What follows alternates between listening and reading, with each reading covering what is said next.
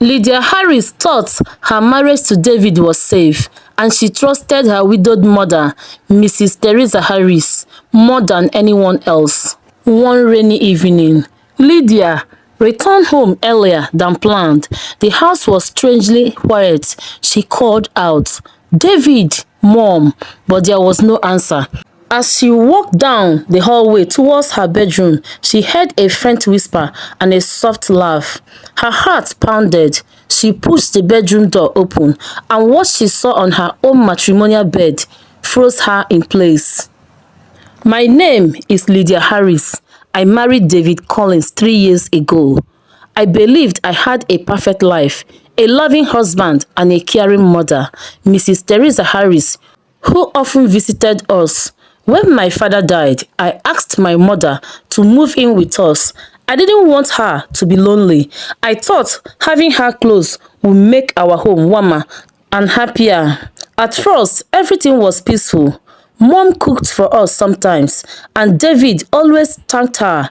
They laughed together in the kitchen, and I felt proud seeing them get along. But little by little, I started noticing strange things.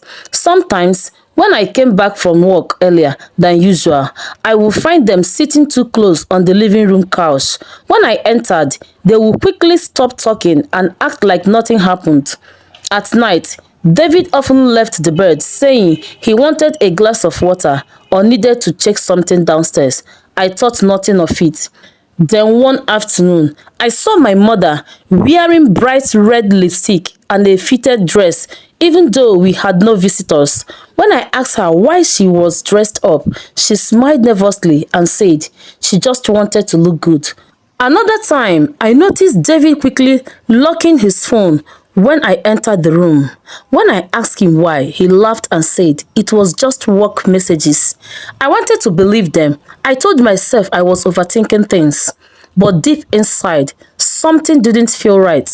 One evening, while arranging our bedroom, I found a gold bracelet under the pillow, the same bracelet I had given my mother on her last birthday.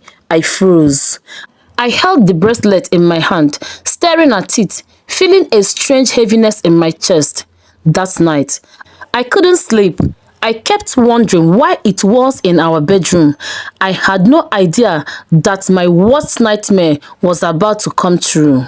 That Saturday evening, it rained heavily. I was supposed to visit my friend, Clara, but she called to cancel because her baby was sick. So I decided to go home earlier than usual. When I got to the house, the lights in the living room were dim. The whole place was so quiet that I could hear the rain hitting the roof. "David? Mom!" I called out. No one answered. My heart beat a little faster. I walked slowly to the hallway. As I reached our bedroom door, I heard a soft whisper. Then came a light laugh. A laugh I knew too well. It was my mother's voice. My fingers trembled as I held the door knob.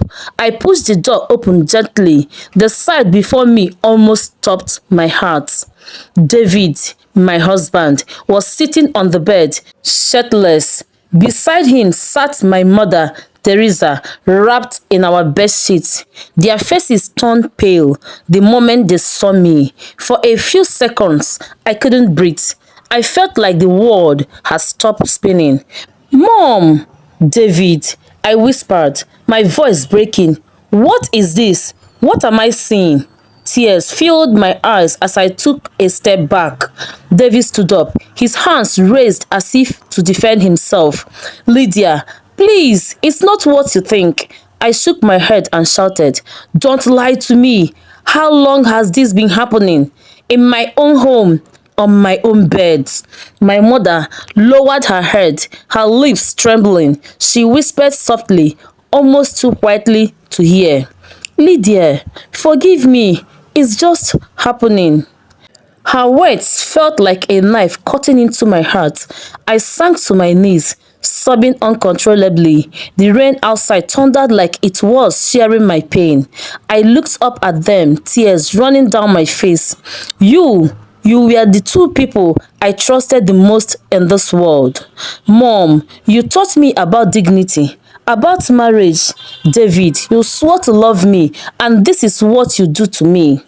David tried to come closer, but I raised my hand to stop him.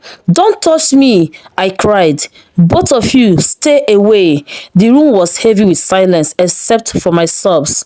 I stood up slowly, my whole body shaking.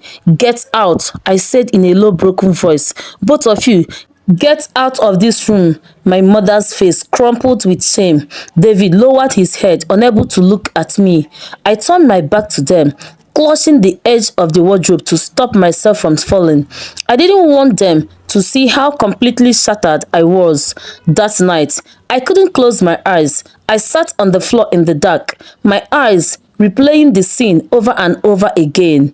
Every whisper, every laugh, every second felt like a wound that refused to close. By dawn, my eyes were swollen from crying. I knew my life would never be the same again. The next morning, I packed a small bag and left the house. I went to stay with my friend Clara. I couldn't look at David or my mother again. The pain was too heavy. A few days later, my mother came to see me. She knelt on the floor crying. Lydia, please forgive me. I was weak. I lost myself, she sobbed. I looked at her with tears in my eyes. Mom, I love you, but you broke my heart. I don't know if I can ever trust you again. David also came, begging me to return home, but I told him quietly, you didn't just betray me, you betrayed our vows. I can't live in the same house with someone I can't trust. I decided to move on with my life. It was not easy, but I chose peace over pain. Moral lessons. 1. Trust is fragile. Once it's broken, it is hard to rebuild. 2. Family loyalty is priceless. No matter what, we should never betray those who trust us. 3. Be watchful and trust your instincts. Sometimes small signs warn us before the storm. 4. Healing takes courage. Walking away from betrayal is not weakness, it is strength.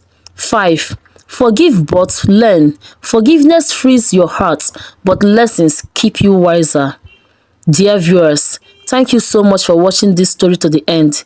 Life teaches us many lessons, and sharing them makes us stronger. If you enjoyed this story and learned something from it, please support this channel by subscribing. Turn on the notification bell and stay with us for more powerful life-changing stories. Your likes, comments, and shares mean the whole world to me. Let's keep growing together as a family. See you in the next story.